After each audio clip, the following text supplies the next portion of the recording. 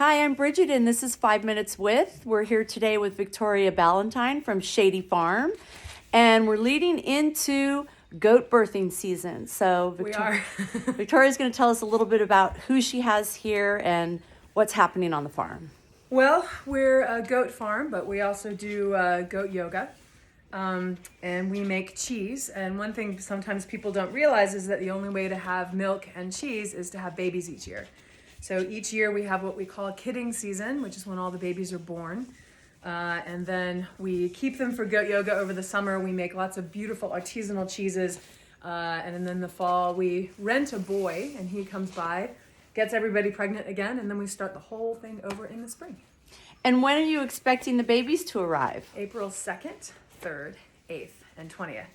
And we know that because when they're bred in the fall, we literally sit out with a notebook and we record everything exactly when it happens. And the reason we do that is that you really, really want to be present for the births, because if it's cold out or if anything goes wrong, sometimes you really have to step in, and step in quickly, actually. So. And how many mamas do you have on the farm this year? Well, we have 4 pregnant does.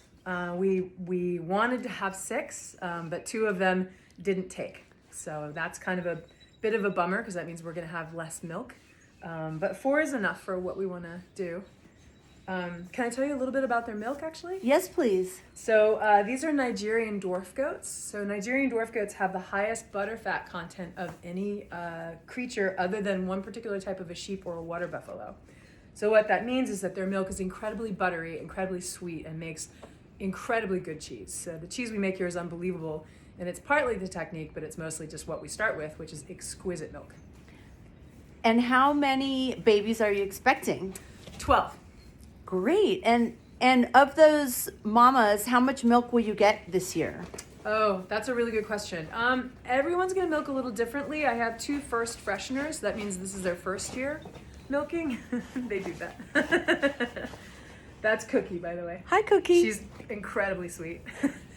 And then we have 2 moms who have been milked before. So I would say from the 4 of them, I would expect maybe, I really want to give you a good answer on this one, like a 3/4 of a gallon a day to a gallon. Wow. When they're really milking heavily, and that'll taper off as the summer goes on.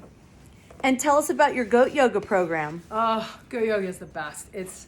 I like to say it's a delivery method of joy.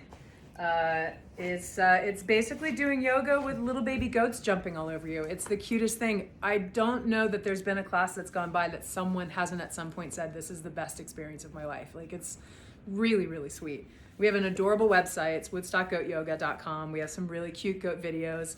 A local musician who wrote a song about goat yoga, and there's a video to it. It's one of the cutest things I've ever seen in my life. It's really, really fun.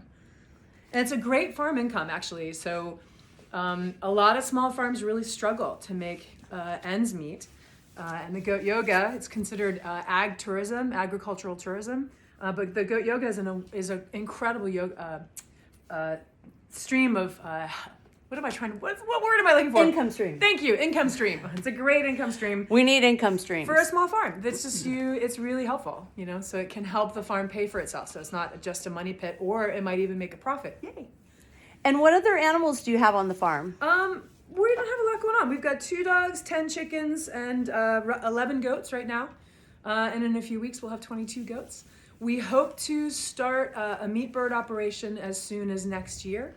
So that is, of course, poultry, so meat poultry. And the long-term goal is we'd like to have a lambing operation and maybe even pigs. But you try to only do one major new thing per year. At least that's what I was taught, and I believe in that, actually. So you try to master one new thing per year and then move on to the next thing. So our next thing will be meat birds. But I've worked at a lot of other farms, and I've worked with their meat birds. I process chickens, I process turkeys, so I'm used to that whole thing. Excellent. Thank you so much. This is My Victoria pleasure. Balentine from Shady Farm, and check out woodstockgoatyoga.com.